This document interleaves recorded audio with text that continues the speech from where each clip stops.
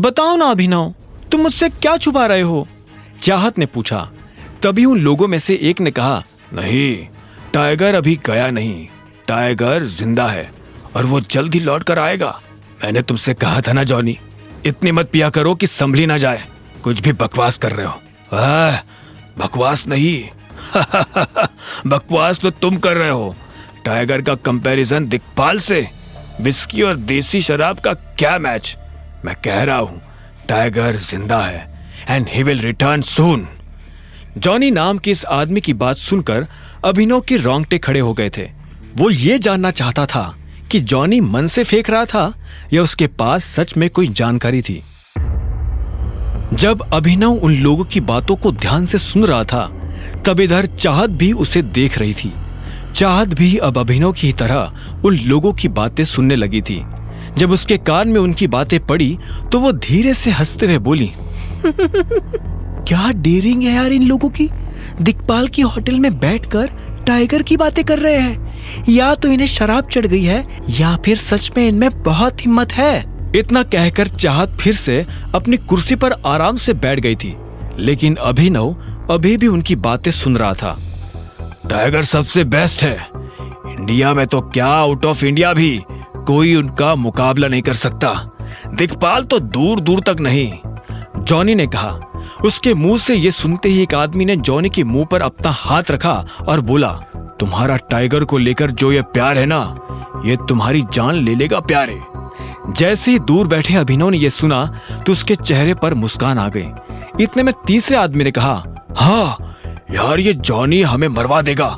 मुझे लगता है कि हमें यहाँ से निकल जाना चाहिए। तभी अभिनव की नजर एक काले सूट पहने आदमी पर पड़ी। उसने आंखों पर चश्मा लगा रखा था और काफी देर से उन तीनों को देख रहा था। जैसे ही वो तीनों आदमी अपनी जगह से उठकर वहां से बाहर निकले, वो आदमी भी उनके पीछे पीछे जाने लगा।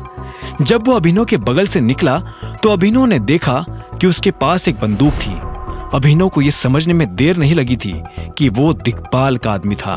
अभिनव को यह भी समझ में आ गया था कि कुछ ही देर में उन तीनों लड़कों के साथ यह आदमी क्या करने वाला था। अभिनव! जब अभिनव अपने ही ख्यालों में खोया हुआ था, तभी चाहत ने चिल्लाते हुए कहा और उसे उसके ख्यालों से बाहर निकाल दिया। अभिनव ने उसे देखा और बोला, क्या कह रही थी तुम? तुम मेरी दोस्त से झूठ बोल रहे हो। कौन सी दोस्त? अनन्या! चाहत ने जोर देते हुए कहा। अभिनव को एहसास हुआ कि उससे गड़बड़ हो गई थी। फिर भी उसने बात संभालने की कोशिश करते हुए कहा, नहीं, ऐसा कुछ नहीं है। मैं क्यों उससे झूठ बोलने लगा? और हाँ चाहत, मुझे अभी निकलना होगा। एक जरूरी मीटिंग है, मुझे उसके लिए जाना है। और फिर तुम्हें तो पता ही है, मैं अनन्या का पति हूं। अगर घर पहुंचने में जरा भी देर हो गई तो वो मेरी जान ले लेगी। वैसे भी वो मेरे ऊपर बहुत शक करती है। शक? तुम्हारे ऊपर? वो तुम्हें पसंद तक नहीं करती, उसके दिमाग में तुम्हारा ख्याल भी नहीं आता, तो फिर वो तुम्हारे ऊपर शक क्यों करने लगी? हाँ जानता हूं, फिर भी अभी मुझे जाना होगा। क्या मैं तुम्हें घर छोड़ दूं? चाहत ने अभिनव के सवाल के जवाब में हाँ में सिर हिलाया और फिर थोड़ा हिचकिचाते हुए अपनी जगह से खड़ी होकर बोली, हम फिर कब मिलेंगे? जल्द ही। अभिनव ने इस बात का कोई जवाब नहीं दिया और चाहत के साथ होटल से बाहर आ गया। जब वो बाहर निकला तो उसने देखा कि जॉनी और उसके साथी पीछे की तरफ भाग रहे थे। अभिनव को यह सब ठीक नहीं लग रहा था। उसने चाहत से पूछा, तुम्हारा घर कहाँ है? अभिनव की आंखें आगे भी थी और पीछे भी। चाहत ने कहा, मुझे बस यही पास ही उतार दो, मुझे वहां एक छोटा सा काम है, मैं वहीं से निकल जाऊंगी।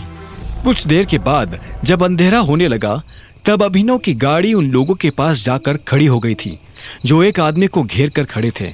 उन लोगों के पास पहुंचकर अभिनव को पता चला कि वो लोग उस लड़के को मार रहे थे। रुको! इतने में अभिनव ने चिल्लाते हुए कहा। उसकी आवाज सुनकर सभी रुक गए और पलटकर देखने लगे। अभिनव एक कदम उनके पास आया और बोला, क्यों उस बेचारे को मार रहे हो? तुझसे मतलब है तभी तो यहाँ खड़ा हूं। अगर जिंदगी में आगे भी खड़ा ही रहना चाहते हो तो चुपचाप यहां से चले जा, वरना इसकी तरह लंबा कर दूंगा। एक हट्टे कट्टे से आदमी ने अभिनव को घूरते हुए देखा और कहा। यह सुन अभिनव को हंसी आ गई। उसने कहा, अरे ये लाइन तो मैं तुझे बोलने वाला था, तूने मेरी लाइन छुड़ाई। अब तो तू और ज्यादा मार खाएगा। अभिनव के मुंह से ये बात सुनकर उन लोगों को और ज्यादा गुस्सा आ गया। उन लोगों का लीडर आगे आया और बोला, यारे हीरो बन रहा है क्या है? जानता नहीं गुड़गांव में ये हीरोगिरी काम नहीं आती। चुपचाप चला जा, वरना बेकारी हमें एक की जगह 2 कब्रें खोदनी पड़ेगी। अभिनव ने इस बात का कोई जवाब नहीं दिया। वो बस उन लोगों की तरफ देख रहा था और उनकी गिनती कर रहा था। इतने में उसने एक लड़के से कहा, भाई जरा पीछे हो ना। हाँ, वो लड़का पीछे हटा तो आखिर में अभिनव ने अपनी गिनती पूरी कर कहा, हाँ, अब कब्रिस्तान वालों को फोन करके बोल दो कि वो 2 नहीं 20 कब्रें खोद कर रखे। 2 लोग 20 मुर्दों को गाड़ने आ रहे हैं।